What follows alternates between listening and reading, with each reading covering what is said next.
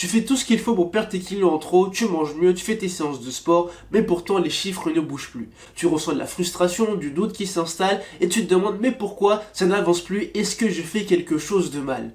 Tu sais, cette stagnation, beaucoup l'ont expérimenté et c'est souvent à ce moment-là que les gens abandonnent. Aujourd'hui, ne t'en fais pas, je vais t'expliquer comment ta foi t'aide à briser ce mur pour relancer ta perte de poids.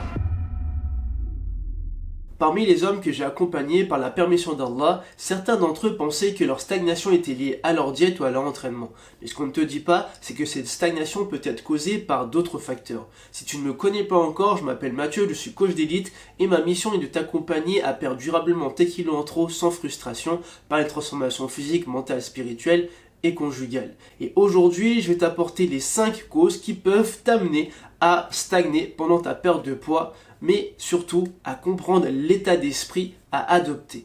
La première chose, c'est de comprendre pourquoi ton corps résiste à la perte de poids. Comme Allah subhanahu wa ta'ala nous dit, nous avons certes créé l'homme dans la forme la plus parfaite. C'est-à-dire que ton corps est une création extraordinaire capable de s'adapter. Et lorsqu'il sent une perte de poids prolongée, il entre en mode survie. Il va ralentir ton métabolisme, ce qui va impliquer que ton corps va stocker plus d'énergie et ce surplus d'énergie va commencer à être stocké et très souvent ça va être de la rétention d'eau.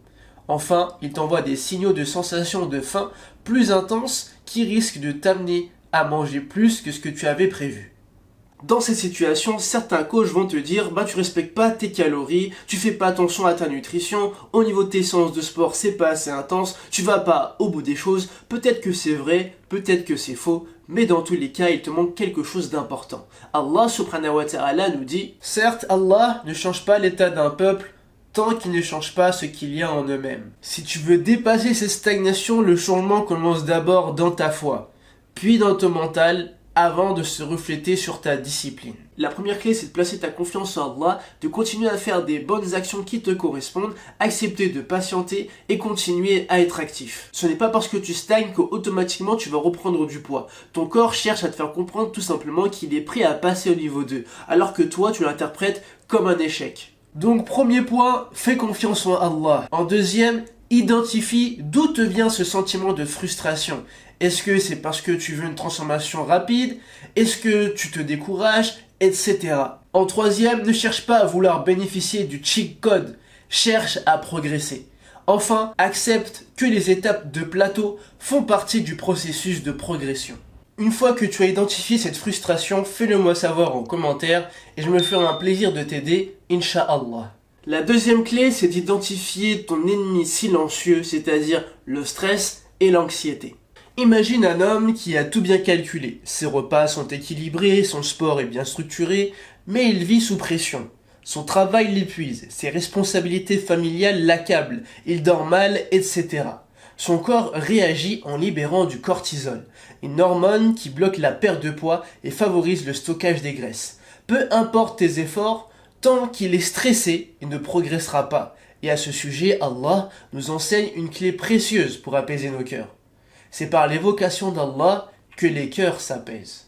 Donc le conseil que je peux t'apporter pour diminuer ton stress et que ça t'aide dans ta perte de poids, c'est déjà de faire du dhikr, mais également lire la parole d'Allah subhanahu wa ta'ala et méditer sur ce qu'il te dit. Et également tu peux améliorer tes prières en favorisant une meilleure concentration. Et en combinant tout ça, ça va t'aider à diminuer ton stress et en diminuant ton stress, ça va t'aider à brûler plus de graisse. La troisième clé, c'est d'arrêter de t'auto-saboter. J'ai réussi à le dire, c'était un petit peu compliqué, mais j'ai réussi à le dire. Donc c'est d'apprendre à maîtriser tes émotions. Je pense que, voilà, sans doute ça t'est déjà arrivé d'avoir cette sensation de faim et de te mettre à manger, mais au final tu ne manges pas parce que tu as faim, mais peut-être parce que tu te sens frustré, peut-être parce que tu te sens triste ou peut-être que tu es en colère. Et pour appuyer ça, en fait, j'ai une anecdote d'un frère qui me disait « Écoute, moi dans la journée, j'arrive bien à me maîtriser, mais quand t'arrives le soir, alors là, je suis vraiment capable de manger tout ce qu'il y a sur la table. » Dis-le moi en commentaire si ça t'est déjà arrivé. Donc tu comprends bien que ce n'est pas qu'une question de faim, c'est une faim émotionnelle. Très souvent, pour faire face à une situation stressante, on nourrit ses émotions au lieu de nourrir son corps, pour cacher ce sentiment de mal-être, car on trouve dans l'alimentation du plaisir et du réconfort. Dans des moments comme ça, le prophète sallallahu alayhi wa sallam nous a enseigné cette invocation. Oh Allah, je me mets sous ta protection contre les soucis et la tristesse, contre la capacité et la paresse, contre l'avarice et la lâcheté, contre le poids de la dette et la domination des hommes. Donc je te conseille premièrement d'apprendre cette invocation et de la méditer. Deuxièmement, lorsque tu manges, demande-toi est-ce que c'est une faim qui est réellement physique, mécanique, ou est-ce que c'est une faim qui est émotionnelle. Enfin, hydrate-toi bien régulièrement dans ta journée et occupe ton esprit par autre chose. La quatrième clé, la patience, la patience, la patience, mon ami. Je sais que ça peut être frustrant. Ben là, tu fais sans doute plein d'efforts et tu te dis, mais je comprends pas, j'arrive pas à décoller, je suis toujours au même point, j'arrête pas de stagner, j'en ai marre, j'abandonne. Eh ben non, arrête-moi ça. Ça, c'est l'état d'esprit d'un perdant, d'accord? Donc, pense pas à ça, pense vraiment à ta transformation, à ton objectif à atteindre. Parce que si déjà tu es en train de te dire ça, c'est que, pose-toi cette question. Est-ce que vraiment, depuis le début, tu étais réellement honnête envers toi-même? Parce que si vraiment tu étais vraiment honnête envers toi-même, eh ben rien ne peut t'arrêter. Est-ce que déjà dès le début, tu étais prêt à partir à 200% à atteindre tes objectifs? Après, ce qui est compliqué, c'est de maintenir cet engouement. Mais ça, c'est pas grave. À partir du moment où tu as un objectif clair et tu sais vraiment où tu veux aller, tu es déterminé, rien ne peut t'arrêter. Peut-être que tu vas aller moins vite, mais dans tous les cas, tu vas continuer à progresser et tu ne vas pas abandonner. Et c'est ça le problème des gens, c'est que lorsqu'ils arrivent à la stagnation, ils se disent « c'est bon, j'arrête, c'est trop difficile ». Or que c'est à ce moment-là que le vrai challenge commence. Et Allah subhanahu wa ta'ala nous rappelle la valeur de la patience. Et soyez patients, certes Allah est avec les endurants. Tu sais très bien que rien ne se construit en un jour. Tout comme le prophète sallallahu alayhi wa sallam a mis 23 ans pour transmettre l'islam, ta transformation prendra également du temps. Donc je te conseille une fois de plus de mettre en place des objectifs progressifs et réalistes. Ne cherche pas à aller trop vite et surtout prends le temps d'aller étape par étape. Ne regarde pas ce que font les autres, va à ton allure à toi. Au lieu de te focaliser sur la balance, regarde plutôt comment tu te sens dans tes vêtements, comment tu te trouves devant le miroir, etc. Donc cinquième clé, arrête de te comparer aux autres. Je sais bien que c'est pas forcément évident avec tout ce que tu peux voir sur les réseaux, des physiques bien musclés, des physiques bien secs, etc. Et sans doute que ça peut te décourager à te dire, bah voilà, moi j'y arrive pas, je ressens à rien, j'y arriverai jamais, etc. Donc tu vas arrêter de penser ça, tu vas mettre ça de côté, tu vas sortir de l'état d'esprit du perdant et tu vas aller dans l'état d'esprit du gagnant. Et surtout, tu vas comprendre, en fait, tu vas chercher à comprendre qu'est-ce qu'il y a de différent entre toi et ces gens-là. Tout simplement parce que eux, ils ont un parcours qui est totalement différent du tien. Il y a beaucoup de choses qu'il faut que tu prennes en compte. La génétique, les hormones, le temps d'entraînement, l'intensité, etc., etc.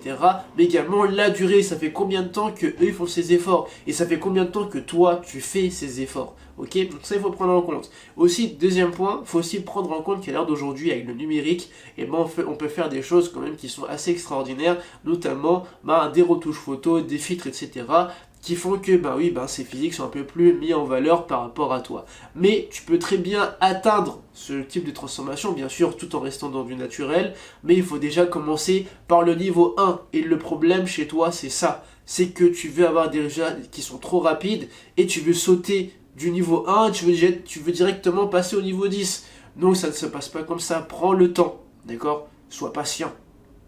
Et le prophète sallallahu alayhi wa sallam nous a dit « Regardez ceux qui sont en dessous de vous et ne regardez pas ceux qui sont au-dessus de vous, car cela est plus à même de ne pas vous faire mépriser les bienfaits d'Allah. » Donc je te conseille de te comparer au toi d'hier.